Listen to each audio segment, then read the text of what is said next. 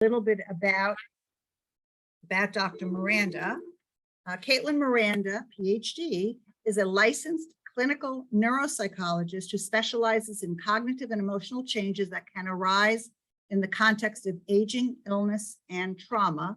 She, over her work span, has conducted neuropsychological evaluations to assist in diagnosing and treatment planning across a wide variety of neurological conditions, including dementia and Parkinson's disease. In her private practice, she provides cognitive behavioral therapy, which is what she's going to be in many ways, talking about also on top of everything else, to clients struggling with physical and mental illness. And one of the things she'll be providing for us as we move forward and for all of you is cognitive training. We will be doing an 8-session cognitive training. So Caitlin will have a chance to talk a little about that as well. So I want to warmly welcome Dr. Miranda. Thank you so much, Gloria, and thank you everyone for being here. I am going to take a minute now to share my screen and get my slides up and running. All right, is everyone looking at my slides now? I'm going to take that as a yes. I'm guessing everyone's muted. So what we're going to be talking about today is maintain your brain, Brain Health 101. This is, kind of a kickoff general information that's going to be useful as we introduce some of the other programming that the JCC has coming up. So what we're going to go over today, I want to start with just some basic neuroscience, right? Talking a little bit about how the brain works, because understanding that information, it helps give some context for the why of some things that are helpful, right? And we're going to talk about the brain in general. We're going to talk about the brain as you age. And then we're going to talk specifically about the things that you can do to promote healthy cognitive aging. That's going to be the theme of a lot of the programming and a lot of what we talk about today. And we'll finish talking about specifics, the specific things you can do, and the specific programs that the JCC is offering. I'll save time for questions at the end. I'm not monitoring the chat, but if anybody else is and wants to jump in and have me address questions as we go, that's fine. Otherwise, we'll save them all for the end. Okay, so we're talking obviously about the brain, right? The body's command center. A lot of when you think about the brain, you think about the cerebrum, right? The kind of folded outer parts that are divided into different lobes and hemispheres. The different lobes all have, functions that we associate with them, right? Memory with the temporal lobe, visual processing with the occipital lobe. But for our purposes, what's important to understand is that the brain also really works in communication, and a lot of, all of these different parts, they have their own functions, but they really work together to govern perception, processing, behavior. So when we think about brain function, a lot of that is, circuits and networks and communication amongst these different areas. Another important thing, so I'm a neuropsychologist, right? So I think about these different neuropsychological domains that we don't just have one thinking ability, right? Everybody has multiple different skills and just at baseline, different strengths and weaknesses. So when we talk about thinking skills or cognition, really, we're talking about lots of different things, right? And we can talk about attention, your ability to pay attention to what's in front of you, perception and construction, visually perceiving things, manipulating them in your mind, right? How good you are at puzzles or parallel parking, right? That's its own domain. Language abilities, your ability to understand language, express yourself with language, learning and memory, right? Taking in information, holding on to it for later. Executive functioning, which we think of as, this describing things like planning, problem solving, reasoning. We can talk about processing speed, how quickly you're able to do any of those things. We can talk about general kind of intellectual or achievement, so the knowledge you've accumulated over the course of your life. motor abilities, right? Can you use a pencil? Can you do what you need to do with your hands? And then related, but not the same, are these kind of a domain of mood and, affective symptoms, because certainly how you feel affects how you think. And I like to keep all these different abilities in mind, because oftentimes memory is often what people notice. So when people come in for a neuropsychological evaluation, often people notice, I'm forgetting things. It's important though that sometimes it's a primary problem with memory, but all of these domains interact. So, for some people, it might actually be an issue with attention, because if somebody's talking to you and you're, distracted or having a hard time focusing, you're not going to remember that conversation. And it's not because you've forgotten it. It's because it didn't make it in the first place, right? Processing speed is another thing that can sometimes look like a memory issue, because if you're, a little bit slowed down and information is coming at you rapid fire, again, you're not going to remember it later, but it might not be because you forgot it. It might be because you weren't totally keeping up in that moment to begin with. So, again, it's important to keep in mind that we all have, different strengths and weaknesses at baseline. And as people get older, they may experience changes in some of these areas and not in others. Okay, so back to the brain, right? The brain is made up of hundreds and thousands of brain cells called neurons that communicate between a combination of electrical and chemical signals. There's parts of our brain known as gray matter, where a lot of the cell kind of bodies and the ends of the cells really communicate. There's lots of processing.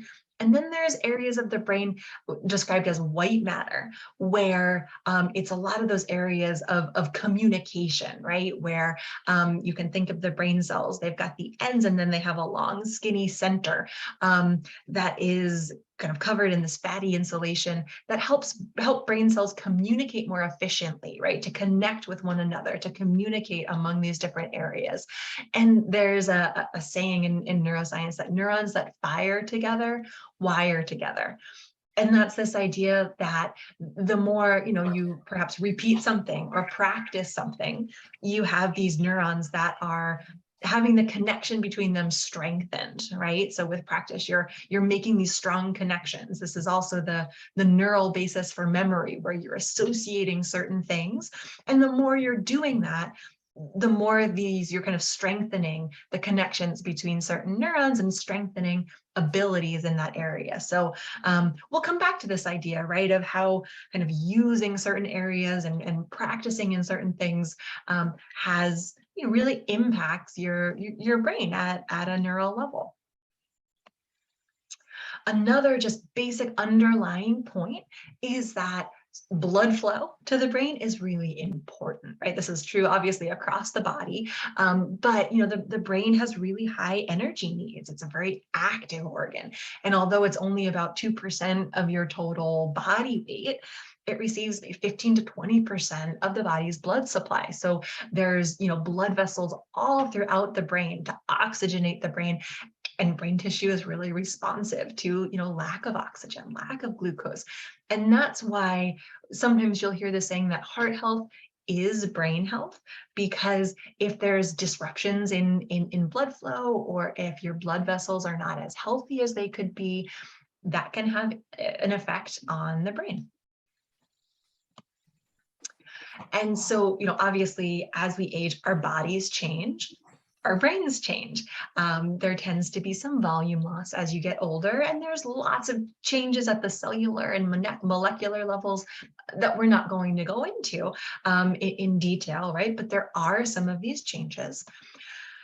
As people get older, it's also more common that they deal with medical issues that can impact brain health, right? Like cardiovascular risk factors. We'll keep kind of coming back to that because of the link between heart health and brain health.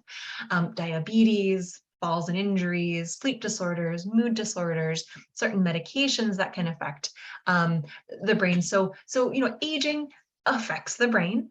And, just as if you have a change in, the health of your legs, right, you're going to notice difficulty walking. change in the health of your brain is going to result in changes in thinking skills. And that term is often called cognitive aging, right? So, how your thinking skills change as you get older. And there is obviously this is different for everybody, but there is a pattern, that there are certain areas of thinking skills that tend to be affected as we get older. And so, holding information in mind and multitasking, kind of like attention, working memory, executive functioning, the amount of information we can hold, right, and kind of toggle between, that ability tends to decrease a bit with age. And unfortunately for some of these abilities, they often peak in the early 20s. And so after that, for some of these abilities, they tend to get harder. And that's true for most people, not everybody, but true for many people. The same goes for speed, right? Speed tends to peak kind of early on. And then, that tends to slow down a bit over the course of the lifespan. Same with learning and memory, right? How quickly you're able to take in large amounts of information and hold on to it. So these are abilities that just with normal aging tend to decrease a little bit. It's not all bad news. Obviously, as you get older, you also develop certain strengths, right? Vocabulary is something that tends to grow across the lifespan. People who do crossword puzzles, right? Things like that tend to just improve, right? As with that practice and with acquisition of those new words. There's also obviously a lot of experience and knowledge that you accumulate over the course of your life. And in some ways, right, when you think about, young people often being a bit better at novel problem solving and, taking in new things quickly, there's reason to think that may become, we may get less good at that piece of it. We may also need it less, right? Because you're better able to pull on your experience and your knowledge that you've had, from a lifetime of doing certain things. So we can think of, vulnerabilities in certain cognitive domains, as well as strengths in other cognitive domains as you get older. I also want to say that, cognitive complaints, that's kind of what we call, when someone says, I'm noticing this, I'm worried about this, I'm worried about memory or attention, or I'm seeing these things, that those are important to pay attention to. They also mean very different things for different people, right? So cognitive complaints don't always mean a cognitive problem. Sometimes they do.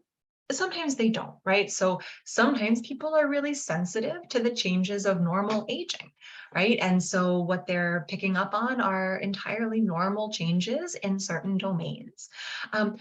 Sometimes people are kind of really focused on a few troubling examples, right? Maybe, a few months ago, they couldn't find their car in a parking garage, but otherwise they're actually doing just fine managing what they do kind of day to day. But because that was particularly concerning, they really focus on it, right? Because those are really salient. But you really want to be taking in the whole picture, right? Of also what are things looking like day to day. If that's happening really regularly, that's likely to be more of a problem than if it's happening, really rarely, maybe once a year. There's also other variables like sleep or mood that can look like cognitive problems, that can look like problems with brain health, and really be something else, right? So if you're getting consistently really bad sleep, it can be hard to feel sharp or feel like your memory is good.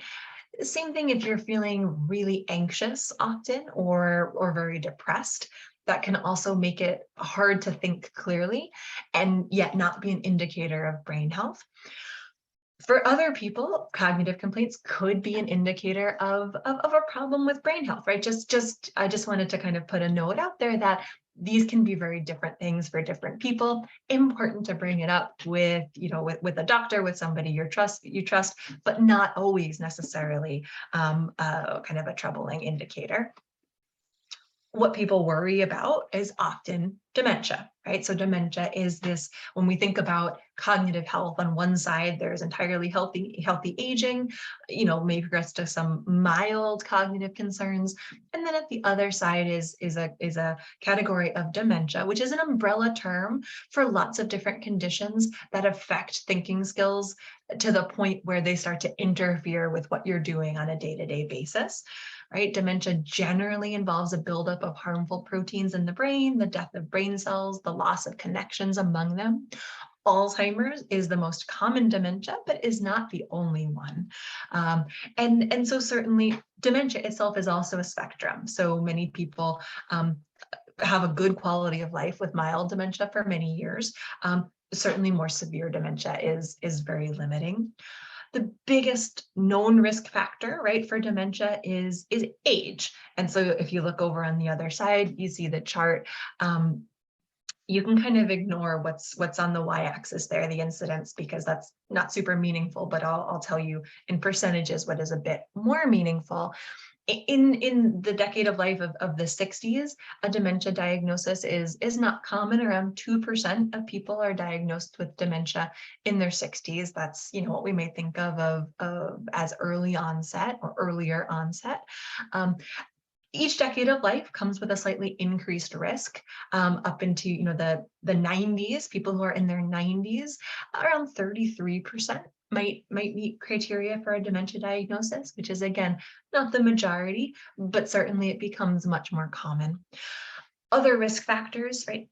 Genes and genetic risk. Having family members who have dementia does raise your risk slightly for dementia that is later onset. So if you have a family member that got dementia maybe in their 80s, it does raise your risk slightly, but it's in no way a guarantee. So the heritability or the genetic risk for earlier onset dementias tends to be a lot more significant. So if you're someone who has a family history of early onset dementia, in the 50s, 60s, that raises your risk a lot more than if you have family members who did have dementia, but it onset kind of in the 80s. So that's, something to keep in mind.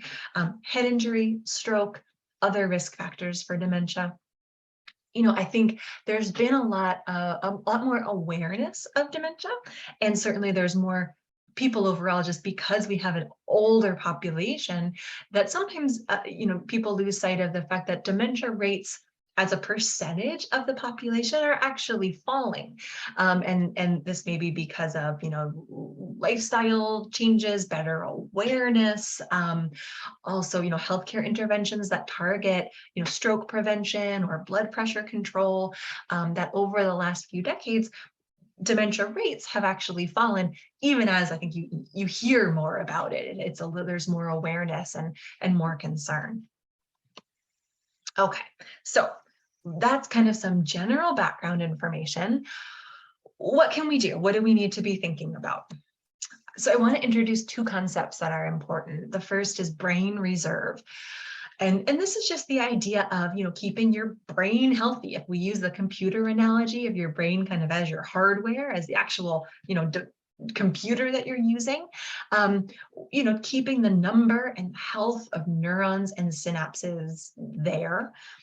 And one reason why this is important is that there is not a one-to-one relationship between, what goes on in your brain and thinking skills. Because in research that's been done, it's been found that when you look at a brain at autopsy, so oftentimes there are characteristic markings of something like Alzheimer's, plaques and tangles that indicate the disease, and that correlates with how people were doing in life. But it's not a perfect correlation, because some people have those signs in their brain, but they were doing okay in their life and they did not meet criteria for a dementia diagnosis. So there's some thought that there may be something about, building up your brain health that might allow you to withstand a greater burden of disease before you actually notice it from a thinking skills perspective. A related idea is something called cognitive reserve. And this is more of kind of the idea of building up that software. So cognitive reserve is, your ability to maybe use networks more proficiently in response to everyday demands, to maybe use alternative strategies or alternative networks if you do experience kind of cerebral injury or decline, right? And so this is kind of a similar idea of building up your cognitive reserve so that you may be better able to cope with and handle changes that can come with aging. And this can be passive, which we think of as kind of things that have already happened, right? So assuming that you've already completed most of your education, right? Education is protective. So if you've kind of gone further in school, that can be protective. Just your overall kind of intellectual stimulation and achievement across your lifespan can be a little bit protective. Things like bilingualism can be protective. But those are kind of things that may have already happened. There are other active things that you can do to build up your cognitive reserve, like, taking classes, learning an instrument, studying things that are, keeping that challenge and keeping you mentally engaged, which we'll spend a lot more time talking about as we go on. And I wanted to just, we're not going to spend that much time here, but I wanted to share 2 examples of research that have shifted a little bit how people think about brain health overall. So one is called the Nun studies. And this was an interesting study of almost 700 Catholic sisters living in the United States, all recruited when they were older. And this is a kind of a unique group because they share a similar environment, right? There's also lots of records, right? Records going back into their young adulthood. And all of these sisters agreed to go through regular neuropsychological evaluations, medical examinations, and to donate their brains when they died. And there's some interesting findings from this that have shifted a little bit of what we understand about the aging brain. So at autopsy, right, some of the nuns' brains had neurofibrillary tangles and amyloid plaques. These are some common signs of Alzheimer's disease. But as I mentioned before, not all of them that had these signs of disease showed signs of it in life, right? So many did, but some did not. So there's this interesting finding that it is, not this one-to-one relationship. There may be some things about, lifestyle or earlier experiences that can lower someone's risk of having symptoms of a disease, even if they have signs of it in their brain. The nuns whose brains showed signs of stroke, as well as plaques and tangles, were more likely to have had dementia, right? So problems with blood vessels, raise risk of having problems with thinking skills. And this was kind of a unique finding at the time where when they went back to their early adulthood writing samples, nuns whose samples were more complex or who had more ideas ended up having a decreased risk of developing dementia. And so there's some interesting takeaways from here, right? One is that problems with blood vessels supplying the brain can compound cognitive issues. Another is that earlier life experiences have implications for brain health in later life. And this was not always kind of common thinking. Another interesting study, and obviously there's so much research out here, so I'm just going to pick and choose 2 interesting groups of studies to share, are the taxi driver studies. So Black cab drivers in London are required to pass a difficult test known as the knowledge to prove that they can memorize thousands of addresses and routes in the city. This often, I'm not speaking from personal experience, but this apparently takes years to study for, hours per day of learning this information in a way that is unique and kind of intensive. And so this, again, it's really interesting group to think about, well, how does this impact the brain? Using neuroimaging, researchers found that London cab drivers have uniquely bigger hippocampi than almost anyone else. So the hippocampus is an area really involved in learning and memory. So this makes sense, right? They're kind of doing regular practice of a very difficult memory task. And there's a direct relationship with, their brain function at this kind of neural level. And interestingly, the hippocampus appears to grow larger the longer drivers are on the job, right? The more practice and the more knowledge that they take in, this appears to be the impact. When they compare them with bus drivers, right, who are similar in that they drive and that they learn routes, but really different in that they learn a simple or a singular route, you don't see the same kind of growth. And so the takeaway really is, right, that Black cab drivers' unusually complex training is the reason for their dramatic brain growth. And just this idea that life experience directly impact our brain in a measurable way, right? So it's not just that our brain affects, what's happening and what we do, but also that what we do feeds back and impacts our brain.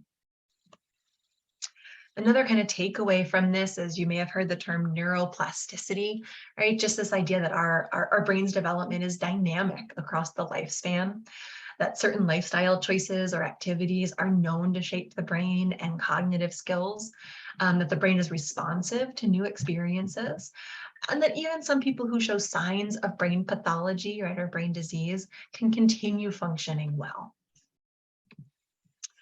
So, how do we promote healthy cognitive aging? These are similar but different in that, first, we want to prevent loss of brain and cognitive reserve. And second, we want to facilitate enhancement of brain and cognitive reserve, right? So we want to prevent the bad things and improve the good things. How do we do that? And before we kind of go into the specifics, I also do just want to acknowledge that we're going to focus on the things that are more within control. There are a lot of things that are outside of your control, right? Your age, your genes, unfortunately, there's also lots of disparities, right? So people who live in poverty have higher rates of dementia, right? For a lot of factors likely outside of their control. Racial and ethnic minorities tend to have higher rates of dementia. Again, many factors outside of their control. So I do want to recognize that and kind of validate that.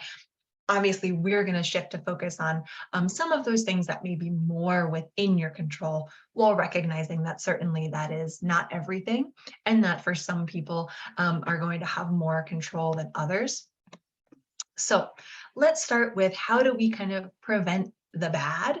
And this has to do with trying to minimize potential threats to brain health, right? So accidents, right? Wearing a helmet if you're riding a bike, doing your best to minimize accidents. Alcohol, right? In small amounts is not a problem, but in larger amounts can be dangerous. So drinking within healthy limits. Smoking leads to a lot of health risks and is one of the best things to kind of reduce smoking if you do. Knowing what kind of medications you take, using them as prescribed, talking with your doctors if you have any concerns, and also just really knowing your own individual health conditions, because oftentimes they can impact brain health in ways you might not expect. So, sleep apnea is one that people, may say, well, I just snore a little bit loudly at night, or, I'm gasping a little bit. But that's something that, when you're gasping for air at night, right? Your brain is waking up your body to take a breath. You're disrupting your sleep. And that then has implications for, how awake you are throughout the day, your cognitive abilities. It feeds into cerebrovascular health. Treating something like sleep apnea, if you have it, is a great thing that you can do for brain health, even though it might seem, not directly related. So, the same goes for diabetes or high blood pressure. So, knowing your own personal health risks, identifying them and treating them is often one of the best things you can do for your brain health, even if you don't always think about it in exactly those terms. And now, what are the things you can do to protect brain health? So kind of, beefing up those good things. We're not going to do justice to a lot of these, and we're going to focus on the ones that are more in my wheelhouse. Other presentations within the series and other programs within the series will do more to, do justice to some of these important topics. Healthy eating, right? That's one that there's been research about more Mediterranean-like diets, right? Or minimizing sugar and processed food, maximizing, healthy fats, vegetables, whole grains, things like that. Regular exercise, movement of any kind is so important for overall health, including brain health. Getting enough sleep. We're going to focus on some of the ones that are not always, as obvious or as much a part of typical healthcare, like social connections, and keeping your brain active, right? So that's what I'm going to focus on, recognizing that all of these things are quite important. But keeping your brain active also sometimes called mental stimulation, right? What can this look like, right? This could look like reading, crossword puzzles, Sudoku, jigsaw puzzles, musical instruments, artistic activities, continuing education courses, museum, travel. It really has a lot to do with just something that is challenging, right? And so it's not so much, you may have heard from your neurologist, oh, do some crossword puzzles, but you hate crossword puzzles. So that's not the best recommendation for you, right? Maybe you gravitate more towards Sudoku or, music. That's fine, right? The biggest thing is that it's something you're doing consistently and that it's challenging. So in order for you to be doing it consistently, it has to be something that resonates somewhat with your own strengths and values. So really the common ingredient is that it is challenging, right? That it keeps you stimulated and engaged. And crossword puzzles are a great way to do that. But if you hate them, you're not going to do them. And so it's really about finding the thing that is stimulating for you and challenging for you that you're going to be able to do regularly, right? So, multiple studies have correlated mental activity with lowered risk of dementia. Here's just one, right? So individuals who were moderately active with hobbies like reading or crossword puzzles had a 28% reduced risk of Alzheimer's disease. There's an interesting study looking at twins, one who played a musical instrument, one who did not, the one who played a musical instrument being less likely to develop dementia. Obviously, oops, I don't want to talk about that just yet. Obviously, the message being that there's something about staying challenged and using, your brain that reduces risk, doesn't eliminate, but reduces risk of cognitive decline. I get a lot of questions about brain games or computerized brain training. And this is kind of a hot button topic within the scientific community. And, I think there are a lot of pros to it and also some reasons to have some healthy skepticism. So my recommendation kind of falls right in the middle, right? Where with these brain games, there's often some task specific improvement, right? Where you get better at what you do. There's some controversy over how generalizable. So if you're practicing, memory brain games, is it going to actually help you, remember your grocery list in the supermarket? And that's, sometimes where these companies get criticism. However, there is reason, in some research that suggests that if you're practicing some certain, reasoning or general cognitive skills, that you do better on, related but different tasks. Importantly, sometimes, people just report gains in, doing better in activities of daily living, which is important in itself. Processing speed in a lot of the research seems to be something that, if you're practicing any of these, brain training games, the speeded and visual attention ones seem to maybe have the most impact. And there's been some interesting research showing that engaging in that can actually lower your risk of having a car accident. So, whenever you see advertising, and for those of you that follow this, there was actually kind of a lawsuit to some of these brain training companies about over-promising certain results. So, you want to have some healthy skepticism. You also, though, there is a lot of kind of promising research that this can fit that bill of challenging yourself. So often if someone asks me, what do you think about these, online or computerized brain games? I think it often depends on what would you be doing instead, right? So if you are thinking, well, I'm not going to go to the library or take this class, I'm going to do this instead. Well, that's maybe kind of a toss up. If you might just be kind of sitting and passively watching TV and this is something that you enjoy, well, that could actually really fit the bill of something that's challenging and keeping you more engaged. So, it's not something I say, well, everyone should be doing it because it's great. But if you enjoy it and if you do it and it fits that kind of challenge piece for you, I think it can be very much an important part of your own kind of program for brain health maintenance. Social interaction is another one that I think oftentimes is not always appreciated. how many cognitive abilities social interaction involves, right? Where you're paying attention, you're listening, you're comprehending, you're paying attention to multiple things, the meaning of the words, you're reading somebody's body language, you're having to relate it to past experiences, either shared memories or conversations you've had in the past. You're responding in this kind of time sensitive way. And so there's a lot of, cognitive engagement inherent in any social interaction. There's also a lot of emotional benefits, right? People report feeling more connected, less stress when they're able to, control their own social environment, just feeling a better sense of control over the environment. And so remaining socially engaged is important.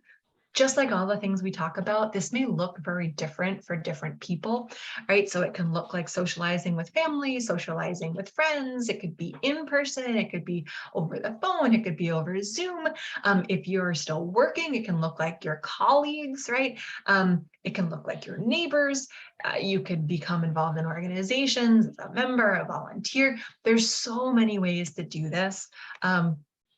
Right? The main message is that there's been research that looks and, individuals with more social connections are less likely to experience um, than someone who maybe has one primary social tie. Obviously, it's not all about, quantity. Quality is important, and this also obviously varies if you're someone who enjoys spending time with lots of people versus someone who may be a bit more introverted. The idea being that you do have somewhat of a support system and do have some opportunities for meaningful social engagement. So that's the bulk of kind of the new information. I wanted to zoom out at the very end. This is a table I found when I was just reviewing some more kind of recent recommendations from major health organizations for maintaining brain health and mitigating cognitive decline. All right, so this is just kind of a survey, kind of a summary of what's out there. We focused on cognitive stimulation, right, and education and social engagement. If you look kind of down this list, though, some of the things that other organizations are recommending, we touched on most of these, but just to review: physical activity, right? A heart healthy diet, treating cardiovascular risk factors. You see this appears multiple times, right? Because there are multiple risk factors. So managing hypertension, diabetes, hyperlipidemia, maintaining a healthy weight, stopping or reducing smoking, managing stress and depression, right? We didn't talk that much about this, but this is very important. Getting adequate sleep, managing hearing and visual impairments. Hearing in particular is one that comes up a lot because if you are not hearing things well, or if you are having to strain to hear, that puts a big demand on attention, right? We only have so much attention. That can have a big impact on your thinking skills, right? It can look like a memory impairment when really you're missing things, the conversation because of hearing loss. So that is something that if you are dealing with, right, to kind of really see what you can do to remedy that. Avoiding medications with anticholinergic properties. So if that's not something you've heard before, it can be worth reviewing with your doctor. Often these are things that target the bladder or antihistamines or certain medications that are known for, especially for older adults, sometimes contributing to feeling fuzzy, right? Or an increased risk for cognitive issues. Limiting alcohol use, protecting the brain from physical and toxic injuries.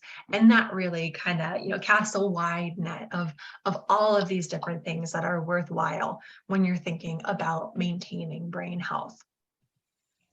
Another thing that, is not so much part of maintaining brain health per se, but is a big part of maintaining quality of life and supporting thinking skills, is strategy use. And this is something that I think is very helpful. And this is kind of the idea that, whether you remember all your friends' birthdays because you have them all up here, or you have a really good calendar system, it doesn't really matter, right? The end result is the same. So this can also be really helpful when we can think about external strategies, which are things that you do using other kind of external aids. So such as having a calendar or appointment book, making effective lists, setting alarms to make sure you're not losing track of time, having a consistent location for your important things like your cell phone, your wallet, your purse, drawing something you're trying to remember, right? Using these kind of external supports to help process information and remember information when you need. Similarly, using internal strategies, right, of talking yourself through a task, using acronyms, attaching personal associations to make new material more meaningful, taking a step back if you're kind of stuck solving a problem, unitasking instead of multitasking, right? So this might not actually change your cognitive abilities per se, but it can have a huge impact on the amount of stress around them, which in itself can be very helpful. So to kind of, back up and summarize, a lot of what healthy, brain health looks like is controlling the controllable, right? So you can't control your age, you can't control your genes. But right, there is evidence that suggests that a sizable percentage of Alzheimer's disease and related dementia cases may be due to modifiable risk factors, that healthy lifestyles can offset genetic risk of developing Alzheimer's disease and other dementias. And an important piece, right, there have been some projection models that delaying the onset of dementia by 5 years, that impact is actually huge, right? Especially because some people don't develop it, until their 80s. That if you can delay onset of dementia by 5 years, you can actually reduce its prevalence by 50%, according to some models. So again, controlling the controllable, delaying what we can, has really significant health impacts. And so, right, this is good information to think about, and how might you, really maintain your brain through some of the upcoming programming. So the JCC, as Gloria mentioned, they have this grant. They're offering some new programming, all targeting some of these different aspects of brain health. So the first 4 are virtual programs: brain fitness, support, fitness and nutrition, cognitive training with me, and I'll talk a little bit more about that because that's the one I know the most about. And then in-person fitness class, and in-person dance and movement class, all geared to just hit those different areas, because it's not any one thing, right? It's often the combination of things. And so, cognitive training, or healthy brain boot camp, I've called it before, it's going to be an 8-week program. It's going to be Thursdays at 4, starting in a few weeks. And it's going to hopefully be kind of something that you can individualize, right? Because anytime you want to do some behavior change, it's going to make sense that it's really tailored to you, right? So planning and executing behavior change to support brain health, right? This will be a group setting. So I'm hoping it'll be a supportive group of people. Participate in some cognitive training to improve memory, attention, and organization. And we're also going to have a big focus on, strategies that support thinking skills and minimize stress around cognitive change. We hope that, you can join us for that. If you're not able to, do that, or, not, don't want to join that for any particular reason, the Brain Health book is a book that I've found, very based in some of those scientific principles, that also helps you, think about your own goals and walk you through your own plan to work on, maintaining your own brain health in a way that makes sense for you. So that is all the information that I wanted to convey. Do people have questions? And I have not been monitoring It doesn't seem to be anything in the chat. If people want to unmute yourselves, Caitlin, do you want to stop the share, maybe? Sure. That's just easier for us to kind of see each other. Mm-hmm. Thank you so much, Caitlin, for a lot of information, very informative, really getting me thinking about different ways that I can even figure out how I can be more aware of certain things about my own brain health. But do people have questions? If you can unmute yourself. Yeah, Marcel, is it? Marcel Friedman? Go ahead. Hi, I did put in the chat. Maybe I sent it wrong. Maybe No, I'm just missing nothing in it. the chat. No, it didn't end up Okay, here. well, I guess I did it wrong. Okay, so at the beginning No of worries. your program presentation, There was something about neurons and synapses. Can you explain a little bit about that? Yeah, sure. So this is just the idea of how your brain cells communicate. It's a really complicated process, right? But the idea being that you have all of these brain cells and they communicate across these synapses with neurotransmitters, and it kind of a combination of chemical and electric signals. And I think the important takeaway is just this idea of maintaining your brain health to make that communication as efficient as possible, right? To kind of allow those neurons to continue communicating in a way that is efficient. Because the actual kind of nitty gritty is extremely complex, but just knowing that, right, you have all of these brain cells, they communicate across the synapses are just the gaps in between them, right, where the neurotransmitters are kind of the messengers that send these signals and that allow, the signals to kind of communicate within your brain, and then obviously to be carried out to your body, right, to kind of send the signal to the rest of your body, and also to receive signals in from your environment through this, kind of complex process.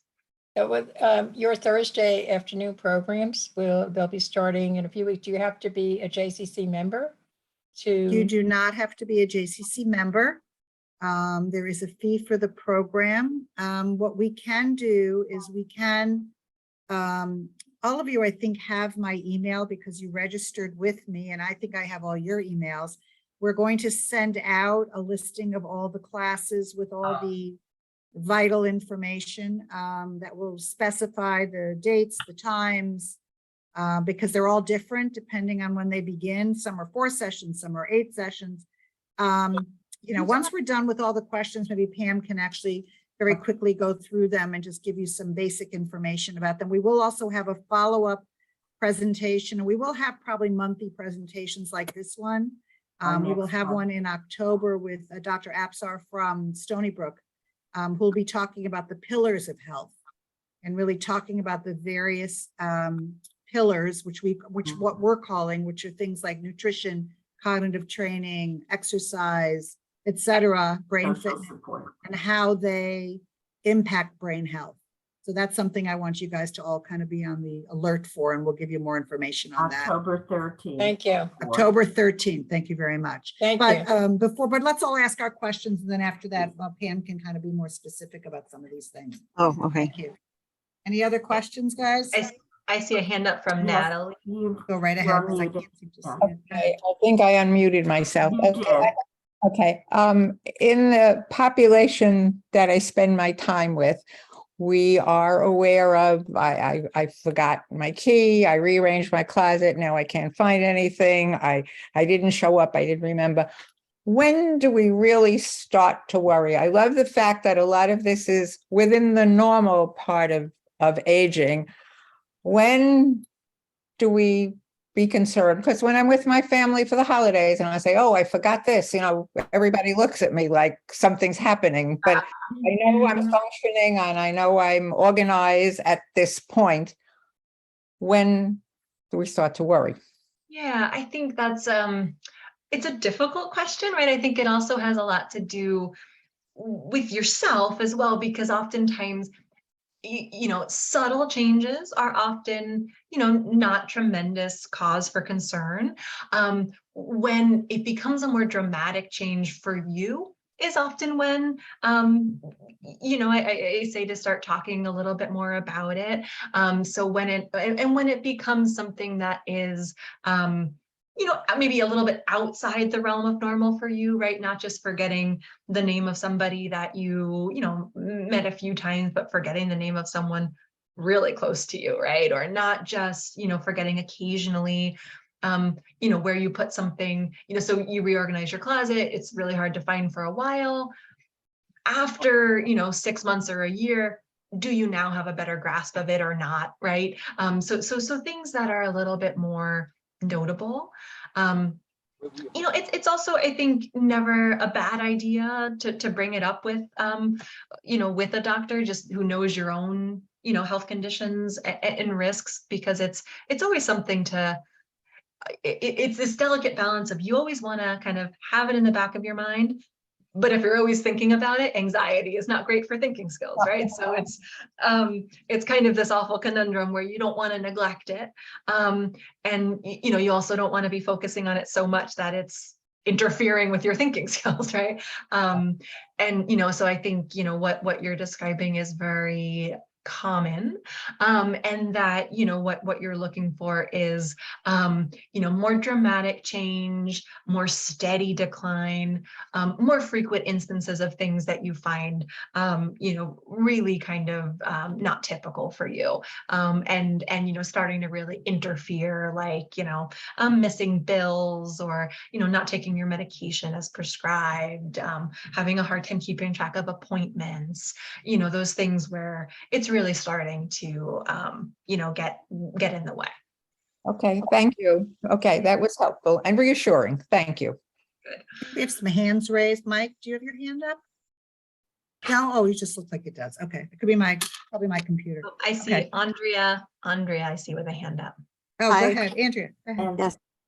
Well, you were talking before about during the autopsy, you can see signs of like a stroke or, Alzheimer's, whatever. Are there any tests or ways to look at your brain and when you're alive and find any of this information out, especially if you're not sure if you've suffered, Mhm. stroke? Yes, there absolutely is. So a neurologist, right, is the doctor who is kind of in charge of those tests. There are different neuroimaging techniques, or there are some newer scans that look at some of those things. The interesting thing is that a lot of those diagnoses, there's also kind of a clinical component, right? So the interesting thing is that some people have some brain-related signs, but they don't have the symptoms. And so it's always this combination. So yeah, if you are concerned or you've noticed something and you're actually experiencing something, that's when you want to see, raise it with your doctor. A neurologist would be the specialist, right, who could order, brain scans that can show signs of stroke, or, do some exams, sometimes a neuropsychological evaluation, right, to really look at, how much trouble are you having in different areas of thinking skills. Then they would be the ones to look at that. Oftentimes though, it can be a little bit messy because sometimes people, what they show in life doesn't always correspond with what's going on in the brain. And that's when we talk about, really building up some of those more protective factors. But absolutely. And it would be a neurologist who would be able to order some of those tests. Oh, and I see Jack Brown, there's a hand up there. Oh, okay. Yeah, I have trouble with multitasking, and I always did, but it's just getting worse now. It's like an ADD. It starts with an ADD problem. How do I improve with it? And what kinds of things do you suggest for something like that? Yeah, so that's a common one, right? Multitasking taps into that kind of attention and executive functioning that we know tends to decrease naturally with age.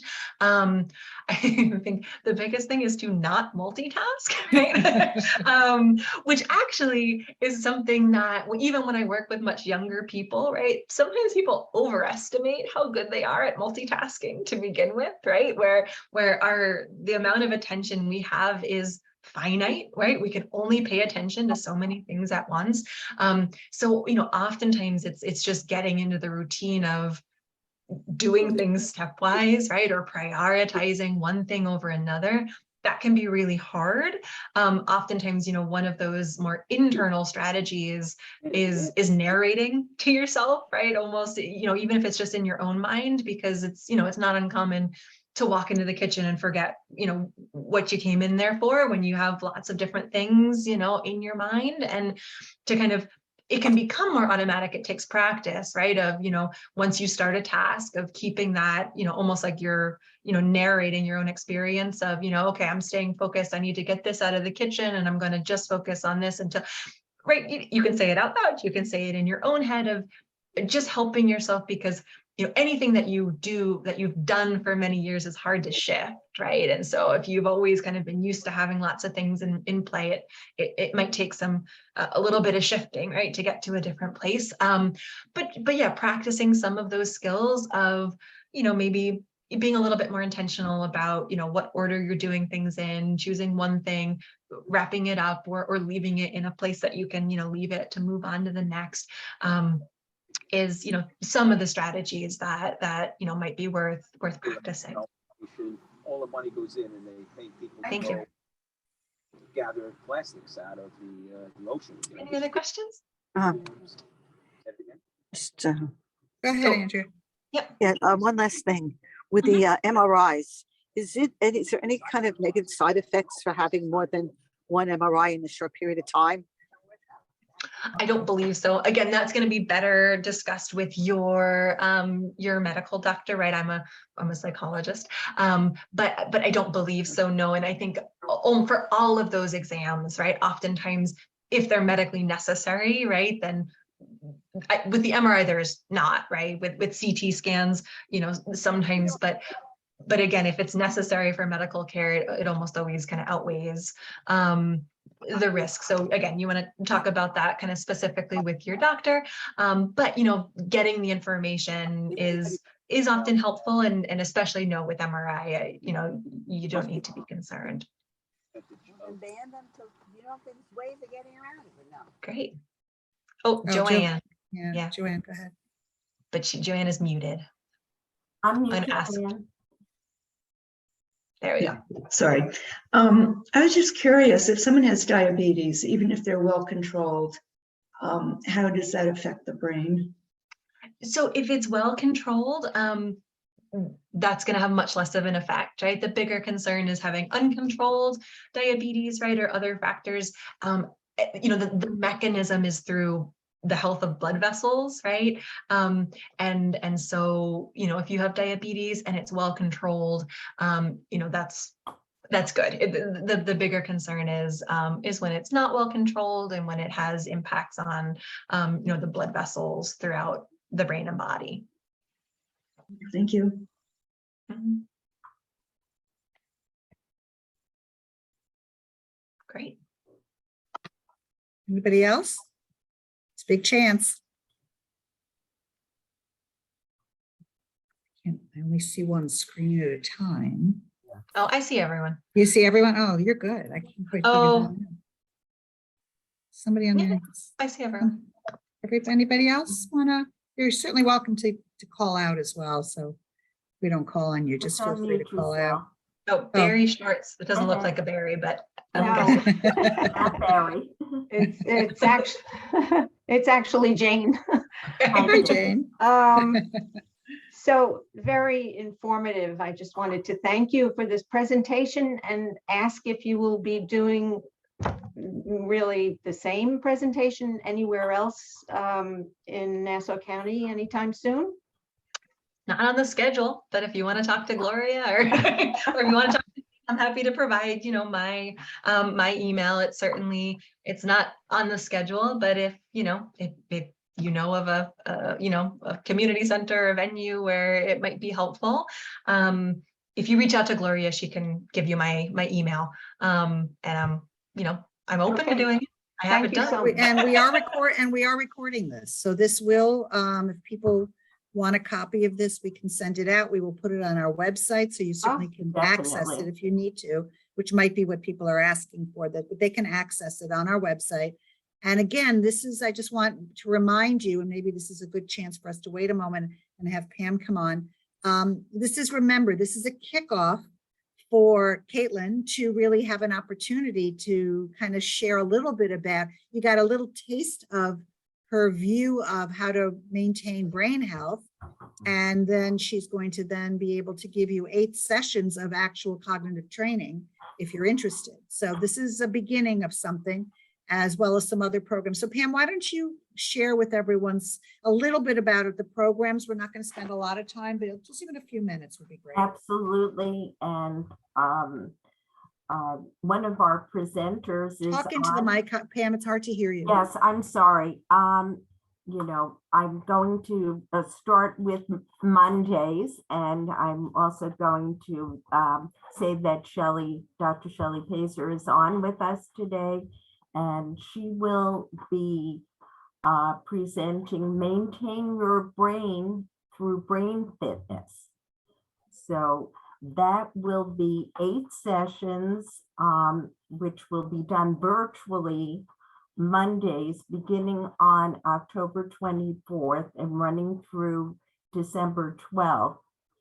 And the per session cost for members will be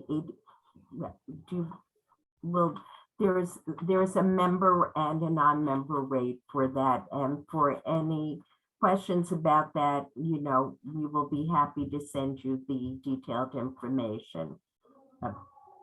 But there is a member and non-member rate for that. And thank you, Shelley, for being on today. You will be presenting a very interactive, fun way to keep your brain active through various games and techniques. Then we have on Tuesdays, Maintain Your Brain Through Support. And this is also virtual and using lots of techniques, which will include relaxation and support, I believe journaling, lots of interaction. And that will be from noon to 1 p.m. Tuesdays. Also, we'll start on October 25th and run through December 13th. Then we will have an in-person Maintain Your Brain Through Fitness. And that will be from 3 to 3:45 on Tuesdays, 8 sessions, the 25th of October through the 13th of December. We will have something fun, Maintain Your Brain Through Dance and Movement. A wonderful way to use both sides of your brain with music and movement. For those of you who get up early, from 9 a.m. to 9:45, 6 sessions starting on October 19th, ending on the 23rd of November. And then we will also have a 4-week session called Maintain Your Brain Through Target Fitness Nutrition for Brain Health with Dr. Josephine Connolly-Schumann, and that will run from October 26th through November 16th. And last but certainly not least, our own Dr. Caitlin Miranda, who you've heard today, will be doing an 8-session cognitive training starting on the 20th of October, which is a Thursday, and run through December 15th. So Great. Thank you. there's a preview, and we could certainly provide you with more detailed information and how you can register. Yeah, we'll send you all that stuff, but that just kind of shows you that all these pillars, as we're calling them, are target areas, and Caitlin mentioned them in her presentation. Really, all of them are needed to maintain really good brain health. So whether it's nutrition, whether it's movement, whether it's support, where we're talking about support, we're really talking about stress reduction, meditation, mindfulness, all those activities that need to And keep the social brain healthy. connection. We're talking about brain fitness, all sorts of brain games and brain exercises that are fun, stimulating, and keeping the brain active. Movement and music. So again, something fun, but you're moving your body in a variety of ways. So whether it's through dance or through a specialized fitness program, all different ways to maintain brain health. And if we will send all that Use different information out. parts of If you have your any brain. questions, reach out to us. as well, and we will give you all that information. All right, any last questions before we wrap up the evening? Anybody? Nope. Nope. All right, well, thank you, so Dr. much for Miranda. having me. Thank you Yeah. so Thank much. you It so was a much for pleasure to that be wonderful here. presentation. And we're so happy that you all jumped on today. Hopefully you all learned at least one thing new about brain health, and we'll get started doing it. And I wish you all a good evening. And for those of you that celebrate, Happy New Year and an easy fast for those of you. And we'll hopefully see you all soon. Take care, everybody. Thank you. This is everyone. wonderful. Thank you Bye. very much. Bye Bye. bye, Pam, Pam, everyone. Caitlin, Gloria, thank you very much. You're welcome. Most Our pleasure. welcome. Our pleasure. Wonderful to hear Jewish intellectuals talking about y'all. Thank you. Thank you.